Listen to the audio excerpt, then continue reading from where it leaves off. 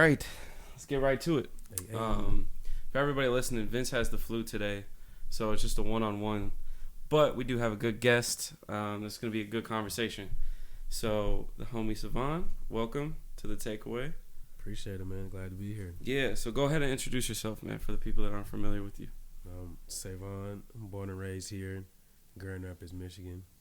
Producer first, DJ second, and yeah, if you haven't heard of any of my music, you should probably search it up. Mm-hmm. It's under my first name, Savon. And yeah, There we go. That's the whole thing. If you go in the details of this episode, you'll see a link to all his music, so Yeah, go make sure to check that out. So let's just go right from the beginning, man. So when did you realize that music was in your deck of cards? Like, when did you realize that was going to be what you were going to do? Well, when I was younger, like when you would listen to music, you didn't really understand the lyrics, you know what I'm saying? So for me, it was always like the beats. It was always like the instrumentals or, you know, just the beat itself was like, okay, this is cool. And I'd say around, you know, when Soulja Boy and all them came out and all that dance music, I think it's like, 2006? Yeah. That's when I kind of was like, you know what? I'm going to look up how to make some beats. You know, shout out to my mom for not being super strict on how we use the internet. So I was just able to, you know, get on Google and be like, yo, how to make a beat on Google. And like, I found some jank ass program and I was like, okay, this is whack. And then I found FL Studio. Next thing you know, I've been using that literally ever since. That's what's up. So yeah. So what genre did you find at first, like growing up? Was it just rap from the beginning? It was just like, you know, hip hop, soul, R&B. You know, just a lot of stuff my mom would play around me. You know. Okay. I think the first CD I owned was the Michael Jackson Thriller CD. Yeah. I had that, and I had a CD player. I was like in first, second grade with a CD player listening to Walking Thriller. around with it, the headphones on and everything. And it was my favorite one was Human Nature because I just like how it started. So it's like, yeah. So was your mom big into music then, and it just kind of like carried over to you? It was kind of, my mom just like, you know, she just loves listening to music, so she's always played good stuff around me, like Dwelly, Erykah Badu, Jill Scott. Yeah. You know, stuff like that. Yeah. So you said you picked up making beats. When did you realize that you like had a talent for it? Or did you kind of force yourself to get a talent? Really, it was just, I didn't take it serious till maybe my junior year in high school. Because like at first it was just something to do, like, you know, when everyone was, okay, let me turn this on. You good. I don't know whose that is. It's someone's. It's mine. Turn it off. You good.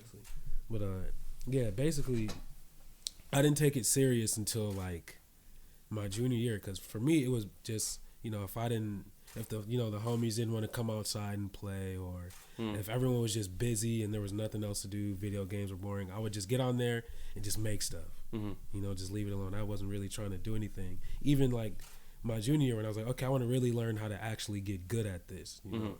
So that's when I really started to study it, watching nonstop tutorials on YouTube.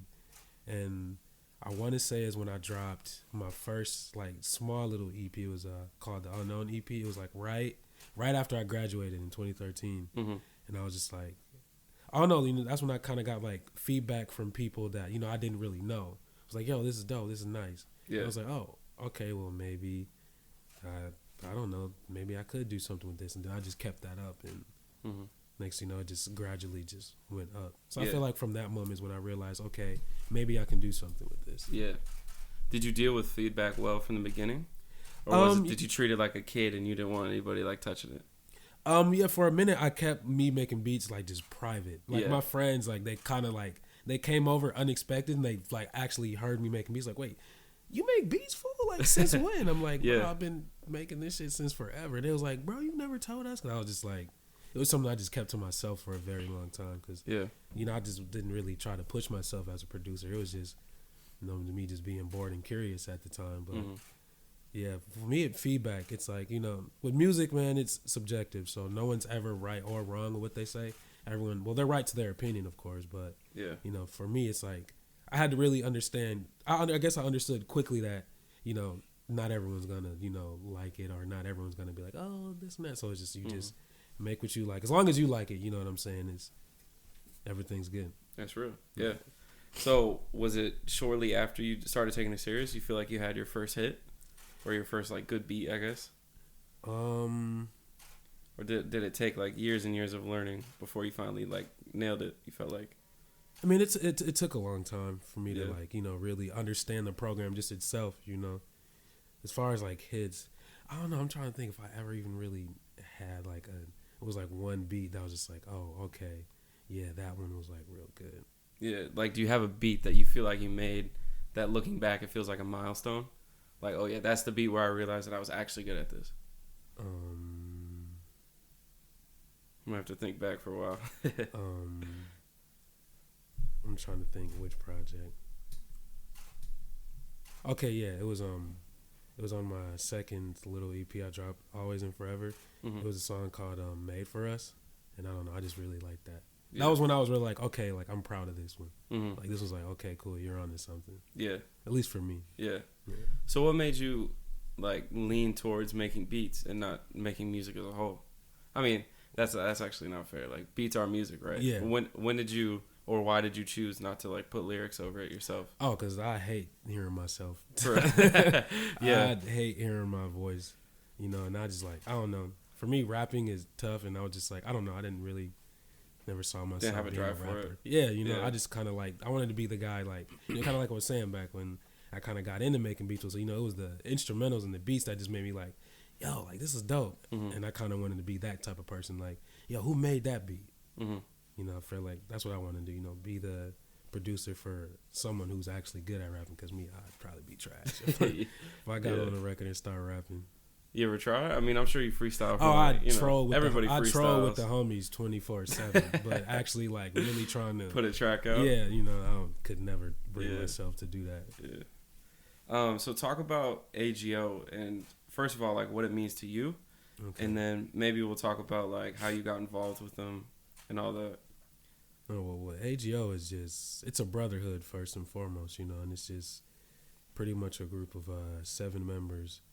Are just like-minded and all same, driven with the same goal. And, the story behind that is that it started in 2010. Mm-hmm. So I wasn't even on there yet. So it started with Sango and Waldo. It was them two.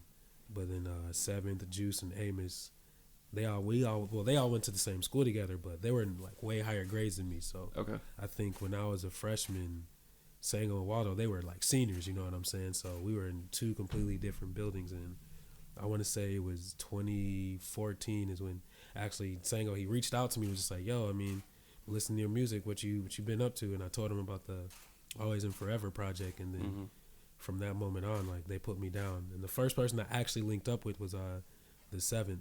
Mm-hmm. He was staying in Florida, and we was on a family vacation, and my brother, he needed some weed, and I followed this guy named the 7th, and I seen that he lived in Orlando, and in his profile picture, he was actually smoking weed. So I was like, you probably know somebody. And we just asked this dude, and he invited us over, gave my brother some weed. We showed each other music, and he was like, really the first person to really like tell me like, yo, like, keep doing what you're doing, and the possibilities for this shit is like endless if you just keep it up. Mm-hmm. And then literally like a year later, I got down with the crew. But AGO, man, it's just a brotherhood of like-minded individuals. It stands for Acknowledge God's Opportunities. At first it was, Astronaut Gang, but it changed. But now it's Acknowledge God's Opportunities. Yeah. And I think we kind of like solid on that now. That's dope. So was that joining that collective, was that like your first opportunity to work with other artists, or had you been before? Yeah, that was actually like the first time I really got to like step outside of my comfort zone, because like I said beforehand, I didn't want to show nobody my music. I was so private. Even when I got to put it out, I never really sent my stuff to people. I just would put it out. The link is there. If y'all see it, cool. If you, it's whatever. But being with them kind of made me like step out of my shell to really work with different people and understand how like what it means to like, work with someone and collab, and you bring your ideas, but you also be mindful to their ideas too, because you're both working on something. So it just kind of made my teamwork skills just go all the way up. Mm-hmm. Was it hard at first? It's kind of sharing your gift with other people.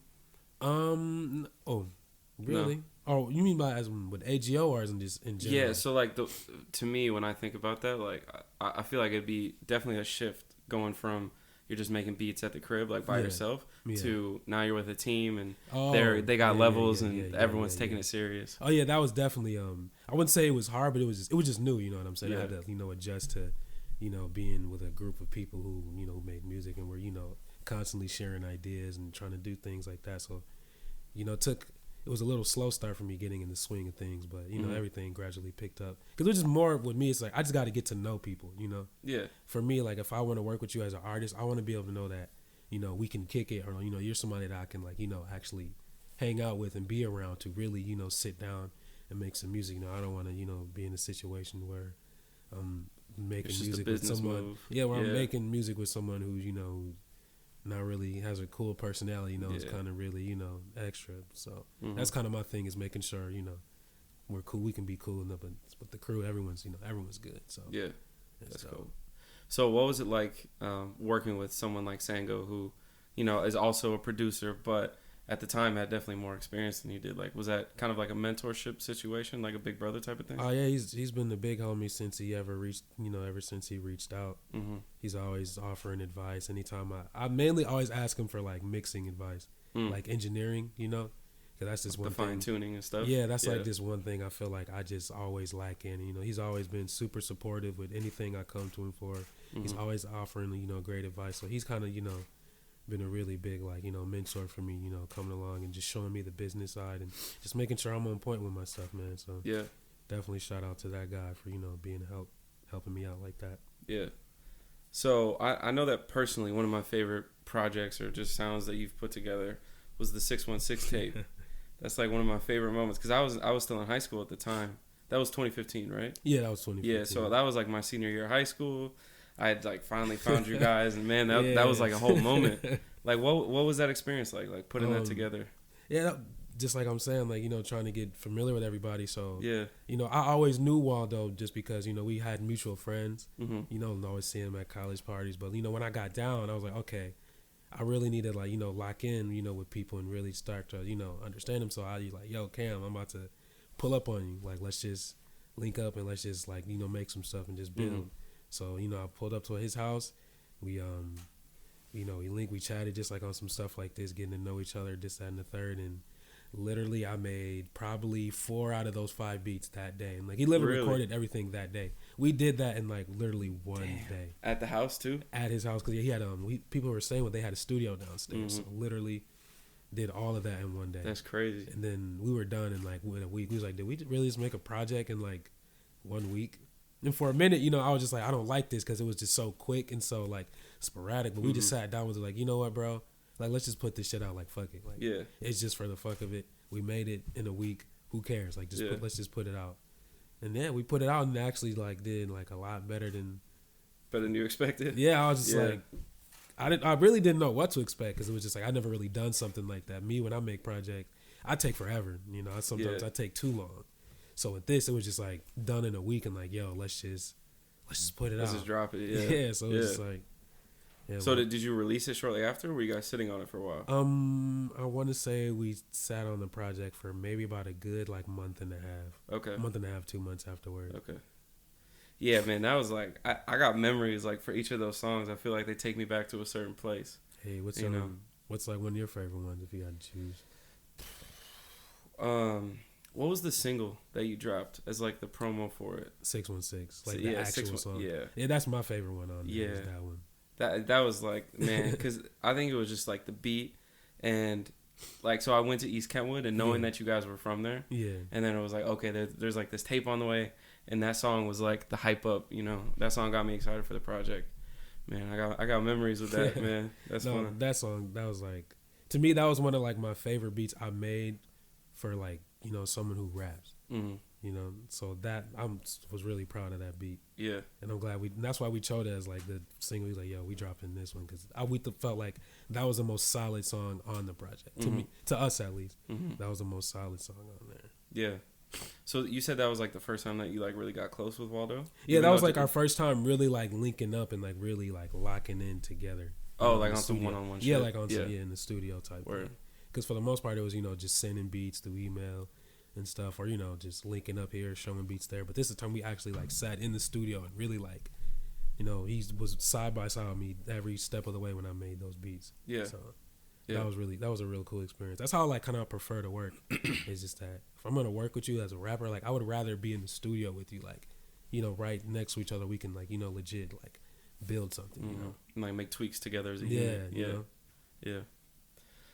So do you have a personal favorite song, favorite track, favorite moment from your career so far? Personal favorite song, favorite track. Like whether it's just a beat that you made or maybe someone rapped over it. I really liked the Tokyo Part 2 song with Sango, because that was like I looked up to him like back then when I first got put onto his music, and when he reached out and kind of like was like, yo man, what you up to? And then like when I asked him I told him about the project, and next thing you know I had like 2 songs that needed to be done, and I just asked him.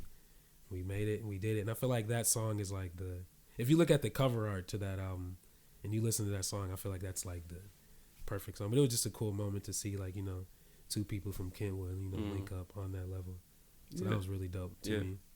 Yeah, that's definitely one of my favorite tracks from you for sure. So what's it like when 2 producers come together? That's always been something that's been interesting to me, like because to me it's like you make a beat and then someone hops on it. So how does working like 2 producers or more, how does that work? Is it like you come up with the drums idea and then they kind of fine tune it? Yeah, it's really you just bounce ideas off of each other, man. Like whether one person's selling a melody, someone's sending the drum patterns or the percussions. It's just you're just building on top of it until you're like, okay, we good? Yeah, we're good. So when like more likely like when me, Seventh, and Sango, when we work together, we always send open ideas, meaning that let's say it might be a sample that we chopped up with maybe just a hi-hat pattern. So hey, if you want to add something to this or you want to put your own spin to it, go ahead. But I like to see but that's been going on a lot lately, even with other producers. Like a lot of producers are like linking up because I've been noticing that too. Producers are the heartbeat of the song, man. You know what I'm saying? It's like that's producers own half of the song just as much as the rappers. So I think it's really important for us to be like that. Yeah. So kind of talk about like that producer relationship. Like, is it hard kind of naturally taking the backseat of a track? I mean, it's different in situations where it's just you, like it's just a beat tape. Yeah. But like in situations where you're linking up with a rapper, like is it hard for you to take that backseat? It's not hard as long as everything is done right on the back end.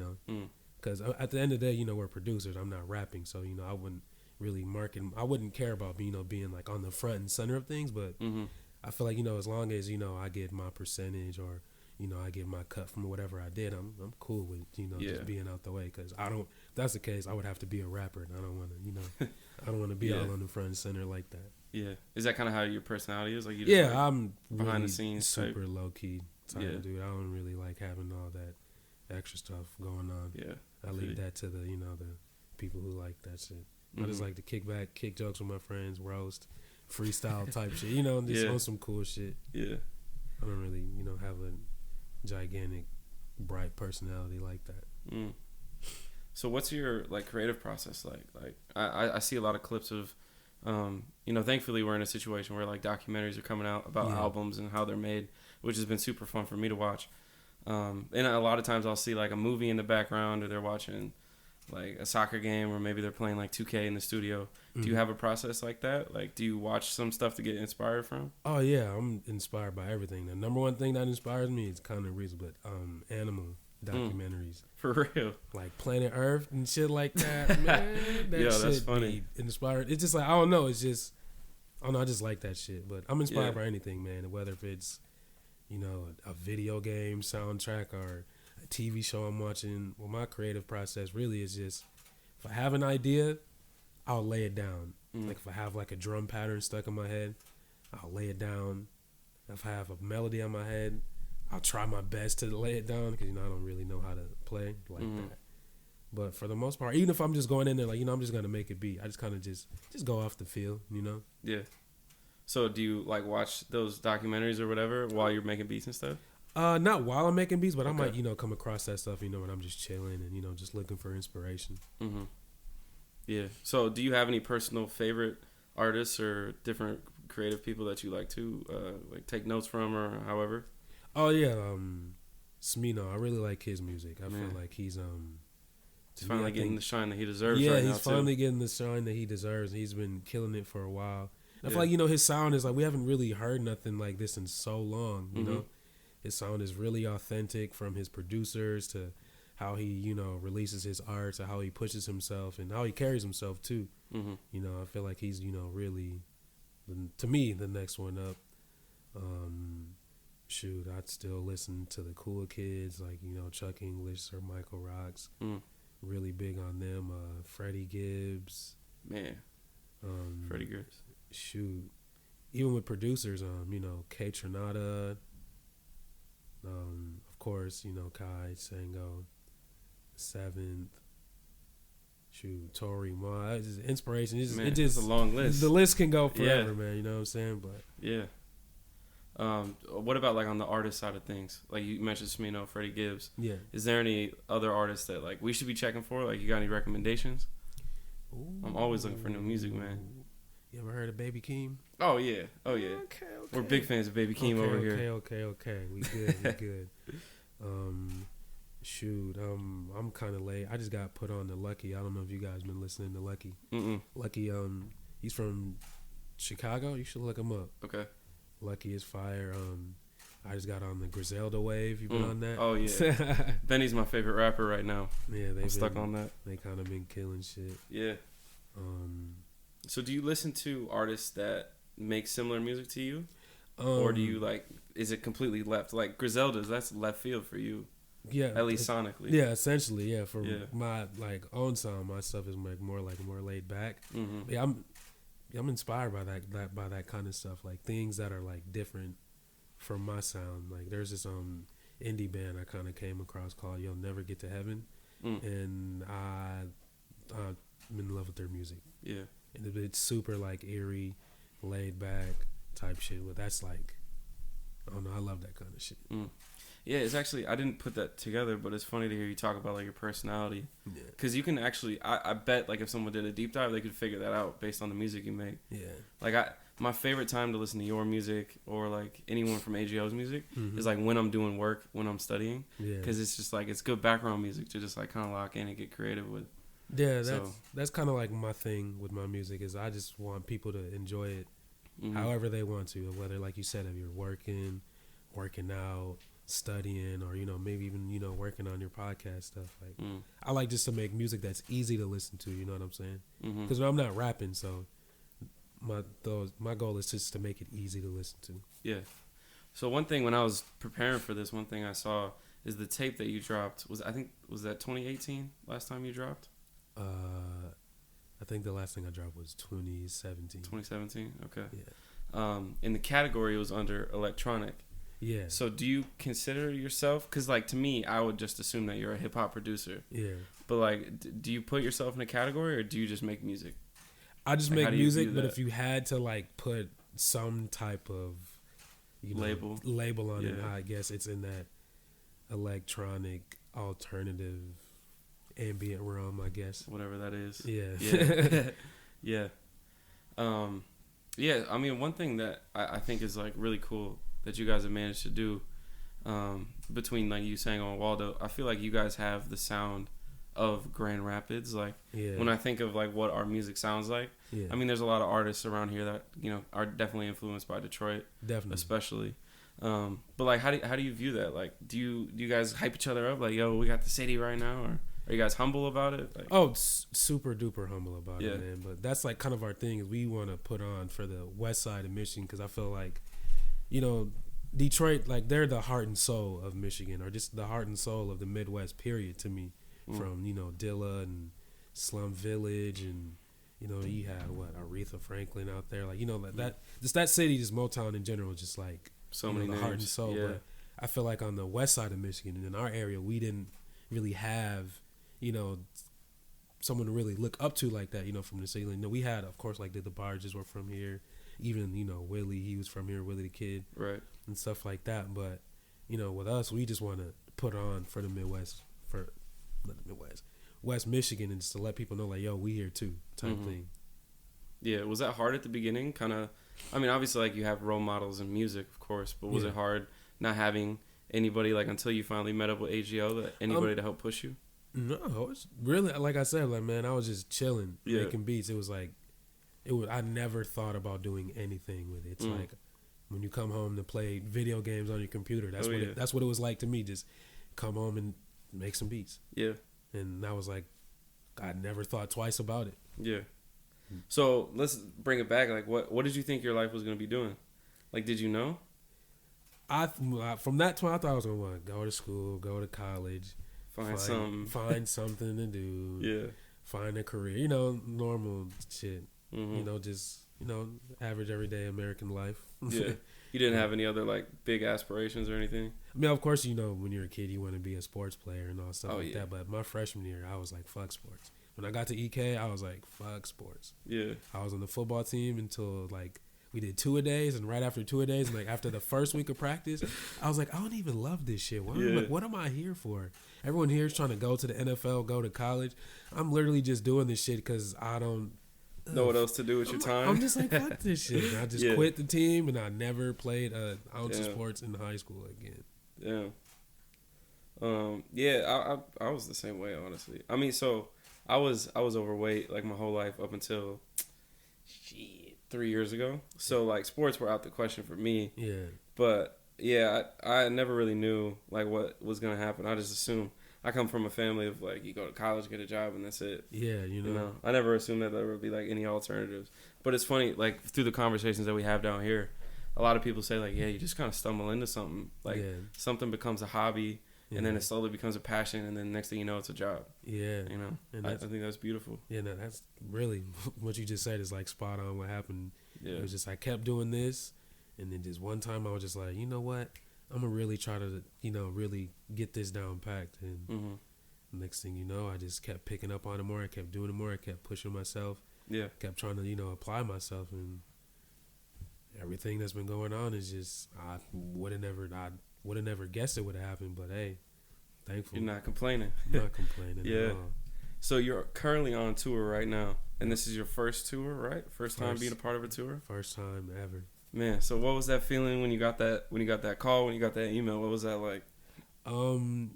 It was crazy because I was actually on a PS4 party chat with Sango. We always play 2K. Me and Waldo, we're always on 2K, getting our ass whooped. But you know what I'm saying, it's fun nonetheless. On the park. Yeah. So we were just talking. He was like, "Yo, you know what I'm saying, I want to bring you on tour on my next tour," and I was like, "Okay, yeah, word, just keep me posted."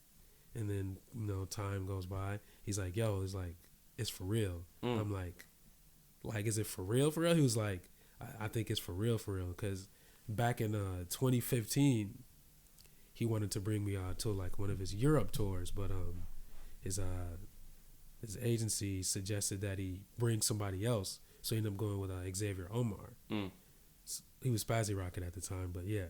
So when this happened, when he told me again, I was like, okay, well, I get it now, because when you're doing shows, most thing these booking agencies care, they want to know if you can sell tickets. That's the thing. So me being, someone new or, someone that people might not know, I didn't think it was going to go down, but then like he kept saying like, yo, bro, like, nah, it's going down regardless. And then once I started to hear from the agencies and they started to get all the information they needed for the tour, I was like, okay, this is real. It's happening. And then I was just like, okay, now I just got to focus and make sure I can, just do what I got to do to, just do my job. Make sure I go on this tour, make sure I'm good, my set's good, make sure my visuals are good, make sure I put on the show and give, give these people something to walk away from. Like, okay, yeah, that was dope. Yeah. So was it a moment for you? I mean, you said like you kind of eased yourself into it, but like, did you finally get the opportunity to like take a deep breath and be like, yo, like, this is really going to be a life-changing thing for me? Oh, yeah. That was kind of like the whole thing beforehand. And then, like, when it actually started on the 6th of this month, I think the first show was L.A. and it was sold out.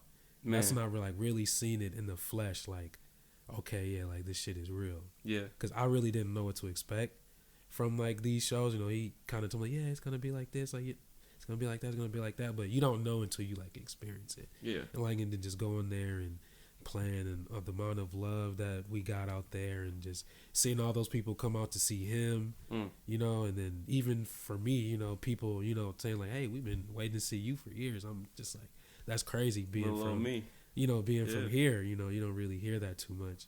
So that was a really unreal feeling. Yeah.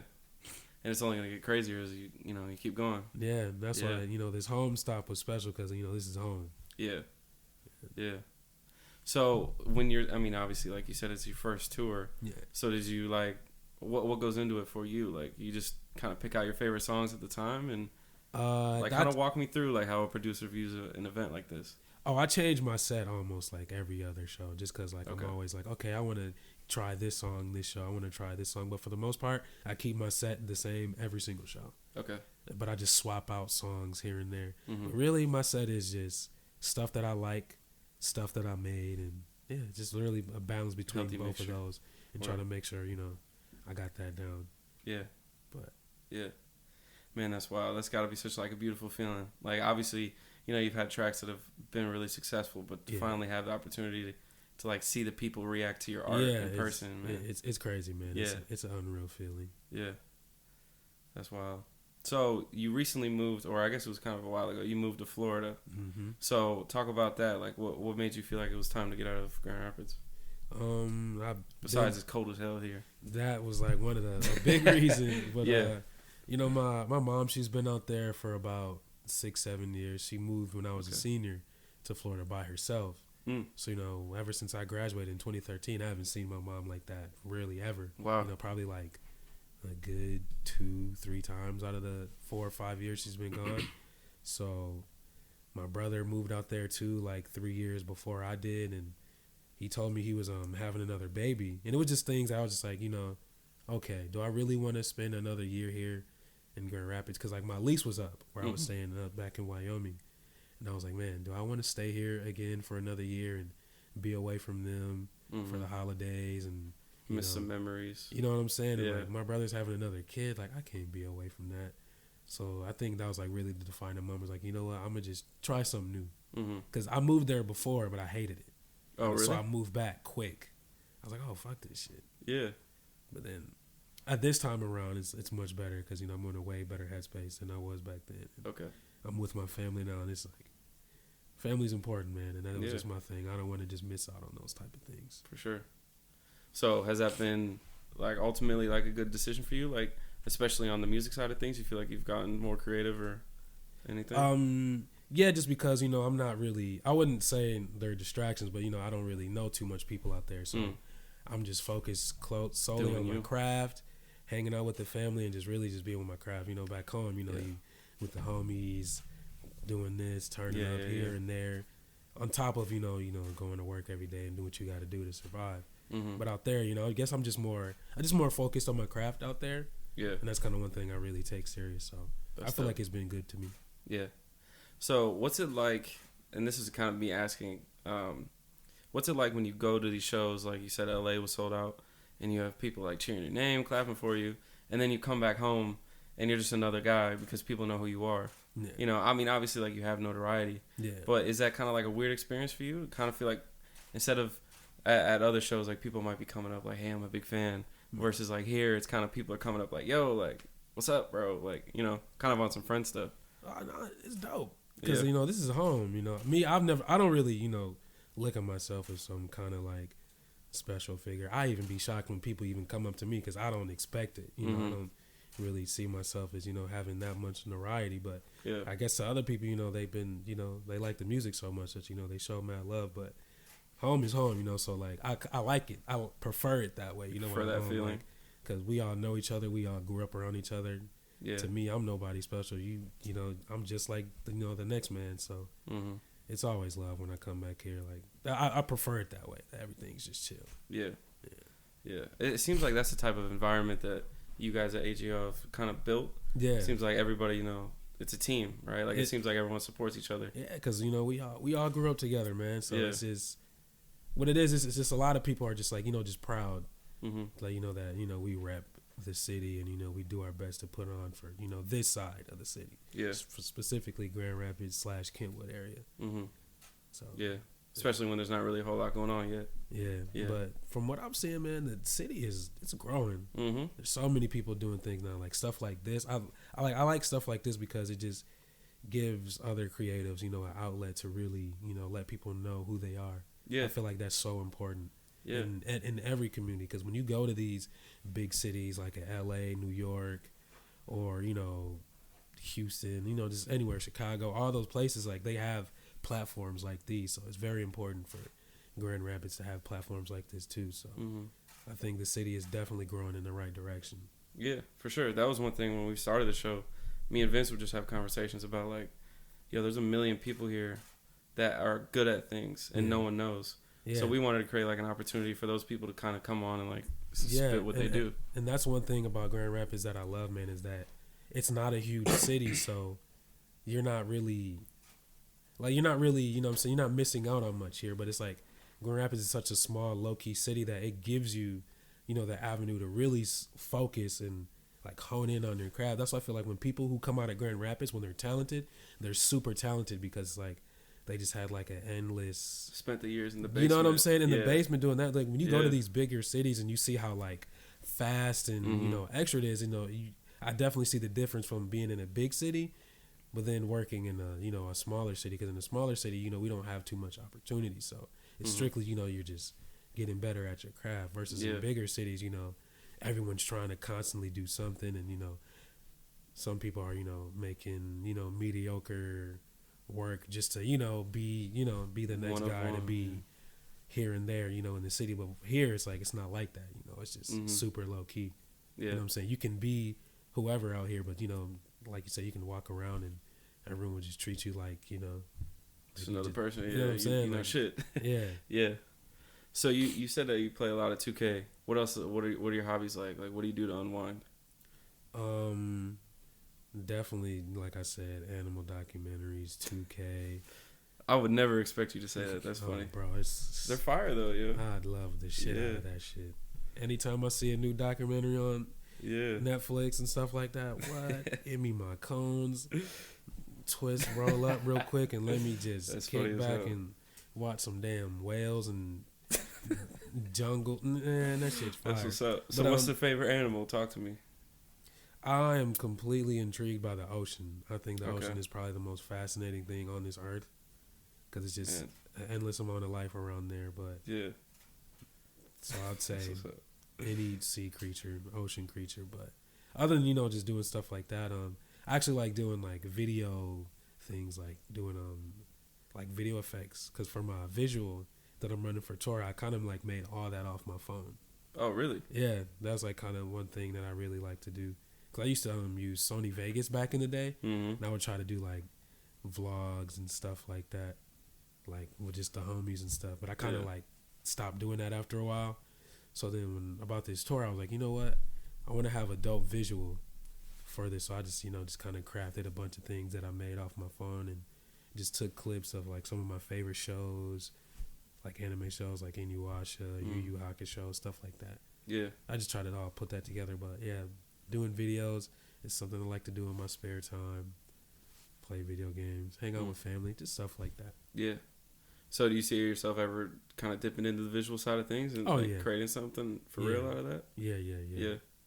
That's kind of what I'm on now. It's just trying to make my own like videos and stuff. Yeah. It makes sense, man. Like I feel like the natural progression of music is like, there's music puts you in a place, right? And if you can capture that, whether it's a music video or just like a little clip, like you said, like sometimes like almost music can draw a picture itself, and it's just about putting that picture to actual visuals. Yeah. It's really just bringing your visual to life. Yeah. So do you have any personal favorite albums or personal favorite artists that you feel like kind of changed your life? Oh, I like to ask that question. Definitely. Pharrell in my mind. 2006 or 2007 when that came out, that was a life changer. Kanye, Graduation, classics. Drake, So Far Gone. That one right there was like, that was the one right there. Yeah. Like, is that your favorite Drake tape? It's tough. It's out of that. It's out of So Far Gone, Nothing Was the Same, or If You're Reading This. Really? It's out of those three. Man, for me, it's either Take Care or Nothing Was the Same. Take Care, too. Take Care, I got memories on, man. Yeah, Take Care was... when did that come out? I want to say my junior... That was right before Nothing Was the Same. Yeah, right before Nothing... I feel like Nothing Was the Same is his most polished album, though. That's like... To me, that's peak Drake in his, like, element. Yeah. If You're Reading This is too late, too, but I feel like Nothing Was the Same was just more polished than If you're reading this, it was Mm-hmm. just like, to me, that was like his best album ever. Do you think we'll look at that as like his moment? Yeah. I mean, obviously he's had so many moments, like it's hard Yeah. to kind of narrow one down. Yeah. I feel like at his peak, Drake was If You're Reading This, It's Too Late. But I feel like his best project, it's nothing was the same. So besides Drake, do you have any other favorite artists? Oh, of course. Like I said, Pharrell, Jay-Z, Kanye. The cool. I already said the cool kids. Toro y Moi. No, Dwelly, man, that's that guy right there. Never even heard of him. Slum. Oh, what? You gotta get up on that. He's Is he new? No, he's from Detroit. Old school guy. Okay. Used to be with Slum Village, and a lot of Jay Dilla made a lot of his stuff. Okay. And that's the stuff my mom used to play back then. When we were like young, so his music is really good. Mm-hmm. But yeah, the list goes on. Yeah. Do you have any personal favorite producers? Oh, of course. Teddy Walton, Monty Booker. You already said Jay Dilla. Mm-hmm. Sam Gellatry, Madlib, Mm.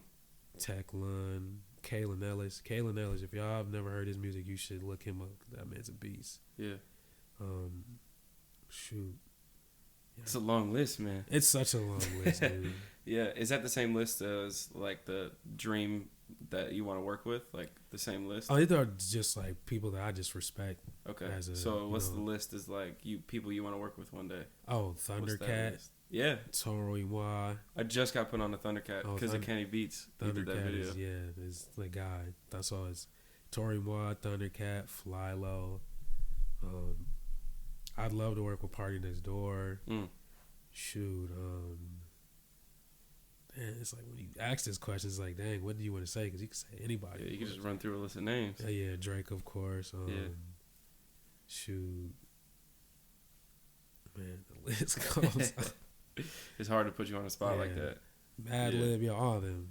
Madlib, yeah. I think for me, man, like I think honestly, when I think about like albums that influenced my life, I honestly think the number one is Chief Keef, Finally Rich. Man, that album came out when I was a freshman in high school. Yeah, I think it was freshman in high school. And man, I feel like that was just like the soundtrack to high school for me. Oh, Chief Keef was the soundtrack to everyone's life. Yeah, back then, man. Finally Rich, you said that it was that one. Yeah, that was. I remember that. That was a really good time for music. That's when like blog era was just blowing up. So you hear this super young dude, 16, 17-year-old kid from Chicago, just talking that shit. Talking shit. Yeah. It was like around that time I discovered, man, who else was that? Like Travis Porter. Yeah. They were like one of my favorite groups at the time, yo. You said the one, Travis Porter. Yeah. Man, they're like, I just think like Chief Keef for me, he'll just mean so much. Like, although he's not really, I mean, he definitely makes music now, but his music doesn't come from the same place I feel like it did. Yeah. But man, it's just like something about the way he spoke, man. And I think it was just because like the people around me were listening to it. Yeah, but we gotta think, it was like a community. We were kids, and at that age, he was kind of like a kid too. Yeah. And like his music was so like had so much high energy, and for us being young and rowdy as hell, being young high schoolers, it was just like that was a lifestyle for us. That's where like, we were at our life. You know what I'm saying? Like that was like some of our most hypest moments was just to playing his music around and at parties and stuff like that. So that definitely makes sense. When we get older, we don't look at his music like that no more. How it is now, just because we grow up, things change. But Chief Keef will always just have that respect because aside from us being young and appreciating his music, like he really like shook shit up when he was in the game. Like we haven't heard of drill rap until like then. Now that's like a main thing in today. Like you see now New York is making getting on it. Yeah, drill rap. Like what Chicago been on that. Yeah. So it's like that's a weird thing that I've noticed. Like people talking about like the sound that Pop Smoke is kind of pioneering. Not really. But kind of like headlining right now. Yeah. And people are talking about, oh, it's like so fresh. I'm like, yo, like we've been hearing this music for years. Like, and it's weird to me too because I always figured everyone knew about like Lil Herb and Chief Keef. Like I just assumed that everyone knew about it. So to hear, like Pop Smoke is hitting the mainstream and people are acting like this the first time. Yeah. It's just like, man, like I wish I knew that. I would have been praising these people you know. Right, but what you said is like spot on though. He's just kind of headlining the sound. You know what I mean? So it's like he's just a guy that's just running it for the time being. But in a situation like this, you know, I feel like he's gonna eventually have to. Everyone has to grow at some point. You know, I feel like if you keep doing this, it's just gonna be somebody else that's gonna come up and do exactly what you're doing, and he's gonna be the next thing. Yeah. So I think that's what you're talking about, that transformation. I think we're seeing that with 21 Savage right now. Yeah. Like, came into the game on some drill shit. Yeah. And now, like, I was, man. He's talking about, like, real life stuff that he's going through. Yeah. Because, you know, when you're a creator, man, you grow too. You grow. You know, you get tired of doing the same thing, but sometimes, you know, as consumers, people like you to just do the same thing. Yeah. And that's just, when you create, you know, you don't want to just keep making the same shit. You want to try something new. I couldn't imagine a chef being like, I'm going to just make the same meal every fucking day. Same BPM and all that. You know what I'm saying? Yeah. Like, come on now. You just gotta challenge yourself and, you know, step out of your comfort zone. And I love to see artists do that. So like you said, with 21 Savage, he kind of really stepped outside of his own little world and started doing, you know, more shit, and like how it's working for him. Yeah. Yeah, I think, especially when you talk about longevity, like, it's an interesting balance between finding your lane and finding your pocket and being able to step outside of your comfort zone and expand on it, you know? Yeah. Because I think that's one of the things that's made Drake so successful is you're talking about, like, the music that he was making on his first album. Like, he's kind of tapped into everything. Like, he's making Caribbean sounds. He's making African sounds. He's making UK drill rap. Like, he's kind of all over the place. And I think that's why Drake is where he is, man. It's like that versatility. Yeah, he definitely has a lot of versatility. But I think what's happening with Drake is that I guess it's people get it that, you know, that he has a lot of versatility, but sometimes his music, like you said, can sometimes be labeled as all over the place because he's steady trying to do like so much, you know? So I feel like for me, cause I know like everyone always talks about it, but his last two projects, you know, a lot of people weren't like didn't really, you know, care for his best work. Yeah, you know? And I feel like just for that reason, like a lot of them just kind of been like all over the place. So I'm hoping with this next project, you know, he really locks back in of like what really, you know, what people, because like someone who's really good at keeping their sound but elevating it at the same time is Kendrick Lamar. I think he's a prime example of sticking to his sound but growing really, it. Like really, you know, taking it to the next level. Yeah. I don't know, man. I'm at a weird spot with TDE. Like, I feel like with Damn and Schoolboy Q's last project, I feel like they're kind of trying to go the radio wave, and it's kind of throwing me off. Oh, yeah, the pop wave. Yeah, like, I understand it, right? Like, at the end of the day, music is a business, right? Yeah. Like, the goal is to make a living out of it. So it's not like I'm knocking them for it. Yeah. You know? But, like, what you're talking about, like, the elevation of their sound. Yeah. I feel like they're just kind of trying to cater as much as they can without losing their roots, right? Like, yeah, but that's the thing, you know, when you make art or music or whatever, people always want to try to step out of the box. But I thought I had to sneeze for a minute. But I guess even with labels too, you know, they always want to go for the pop route because sometimes these labels only care about sales and sales more than pop, the actual mainstream music. Yeah. Yeah, I mean, I think like what you're saying about Drake is definitely like a popular opinion, and it's weird too for me because when he started making like UK and Caribbean infused music, that was when I found UK music and I actually like fell in love with it. Yeah. So when people talk about like, well, Drake is not as good as he used to be, I'm sitting here like, yo, this is like the best pocket I've ever really liked him in because he's making the music of the sound that I listen to. You know what I mean? No doubt, he's definitely good at what he does. You know, some people always are going to do that. He didn't do it first type thing. But one thing I do like about Drake is he always shows respect to whatever sound he does. He shows the utmost respect. So it's never like nothing rude. You know what I mean? Yeah. I never look at him as, he's stealing the sound. Like, if anything, when he does a certain sound, he blows it up. And the people who actually, you know, been kind of tapped into that culture, they kind of, reap the benefits from that because he kind of puts on for the people who really, you know, do that. Yeah. Yeah, I think that's a big thing that he did with like Afro beats.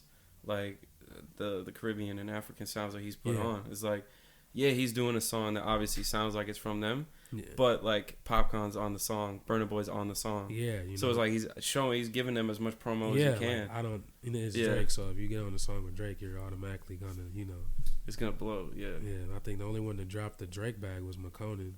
Man, you're right. I think Black Boy JB also dropped it. Oh yeah, but I almost feel like he got it too early. Like I'm pretty sure that was like his second hit. Yeah, and I mean, he wasn't even like mainstream. Like it was underground hit. Did he ever drop an album, Black Boy? Yeah, he dropped one. I think it was called Black Boy. I think it was like self-titled. What? Yeah, exactly. I need to look that up. Yeah. But no, I mean, for the most part, like everyone that he's tried to put on, like it worked. Yeah. Especially the overseas ones. Like, obviously, like Burna Boy has been a big time artist for a long time, but it wasn't until Drake brought him to America that we like found out about him. Yeah. You know what I mean? Yeah. So yeah, I mean, I feel like that's everything, man. Is there anything else you want to touch on? Shoot. Did you watch All-Star Weekend? No, I didn't. No? I was completely we were in Denver at the time of the show, so I missed the dunk contest. Man. But shoot, I guess I gotta say, like I said in the beginning, my name is Savon on everything. If you ain't heard my music, look it up. Yep. Check the description for all the info. You know what I'm saying? Shout out to AGO Music. Yep. Shout out to Sam, of course, and the Takeaway Podcast. Appreciate you. Do we have any new music on the way? Anything you want to get us excited for? Yeah, I'm working on my next album, well, EP, whatever you want to call it, titled Friends. And then AGO, we're kind of working on another like compilation of music to put out as a whole. So yeah, hopefully this year. Hopefully we're gonna say hopefully. Yeah. Word. So make sure you check out the description. Look for the list of shows if you're in town on any of those days. Check those out. Appreciate you coming on, man. No doubt, bro. Thank you. Appreciate it.